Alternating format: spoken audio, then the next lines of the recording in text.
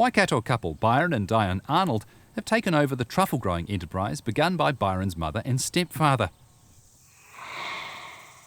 Their Matangi Truffles Truffier and visitor accommodation near Hamilton is causing great excitement among fans of this unglamorous but highly flavoursome fungus. We have 146 holly oak trees and they were planted in 2007. The truffle fungus that we're growing is called black perigord or Tuber melanosporum, commonly known as the black winter truffle. It looks like a little ball with notches on the side or squiggly lines, you could say. Yeah, when it's ripe, it's very firm, so you can't push your finger into it. It's a hard ball shape. We get mostly golf ball size. Last year we had pretty good production. We had over 6 kgs that we pulled out of the ground of Tuber melanosporum, but most of those were rotten or insect damaged or just not coming to ripe. And so we use them for inoculum to put back in the ground to try and spread the fungus to other trees, and we only had about 2 kgs that we were able to sell to our customers.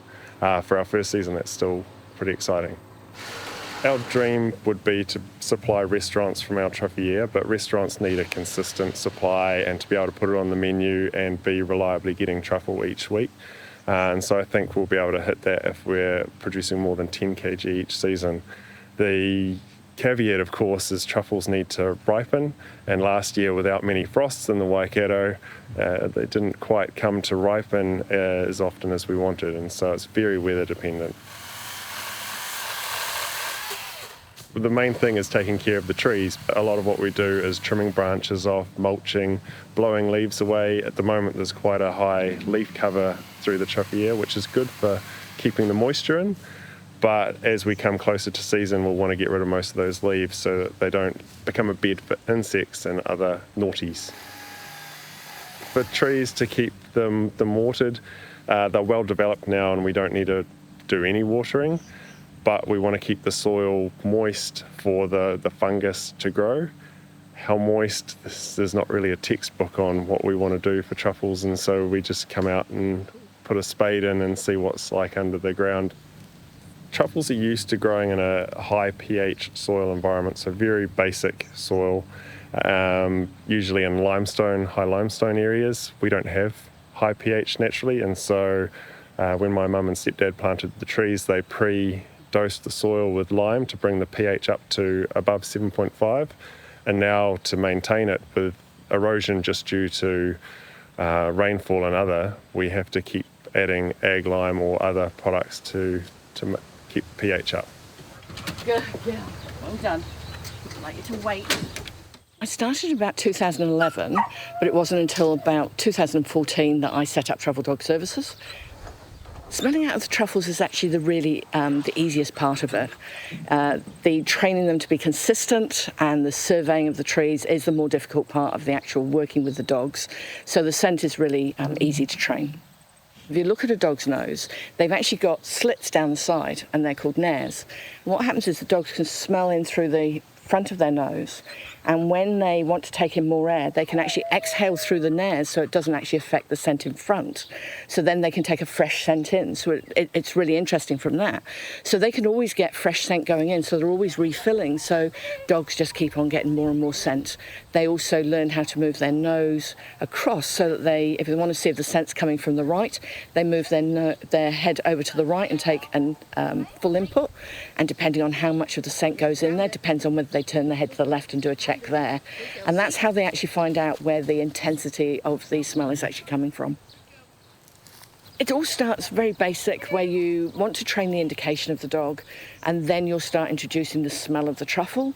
You do that in conjunction with other things, though. So quite often I'll feed my dogs and they'll have a truffle scent within the area that they're feeding, because food is a really positive thing for them to have, as long as it's the best food.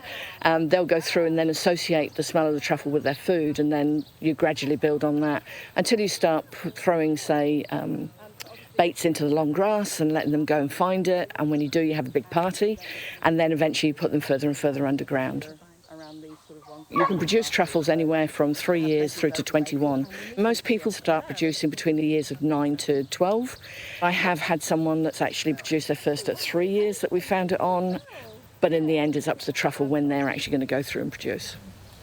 We start looking for truffles usually about end of January, where we start clearing out the truffier looking for any signs of truffles. Usually around April time we start properly looking to see what we can mark out and kind of keep track of throughout the season. So it usually goes from May to about late July where we start harvesting and selling truffles. Last year we did a mail drop around the neighbourhood, which seemed to work really well and got people signed up to a mailing list with us. And we also use social media, so Instagram and Facebook.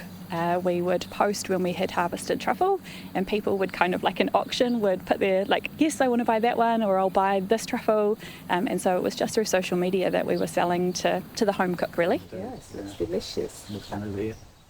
Customers that would come and buy truffle, we would have a good chat. They would usually kind of come after work to pick up the truffle, and we would talk about ways that they could use truffle in the evening. So a lot would kind of say, I've never cooked with it before, I've had it at a restaurant, I don't know what to do, and I would just give some suggestions.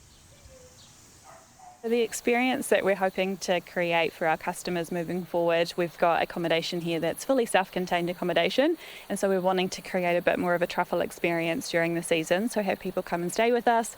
We'll take them out for truffle hunts and obviously prepare food for them while they're staying with us. That includes the truffle that they may find on the truffle hunt. So last year when we took over, we were all about learning, and this year we're coming up with the creative ways that we can combine the accommodation and truffles and make that a full experience for our customers.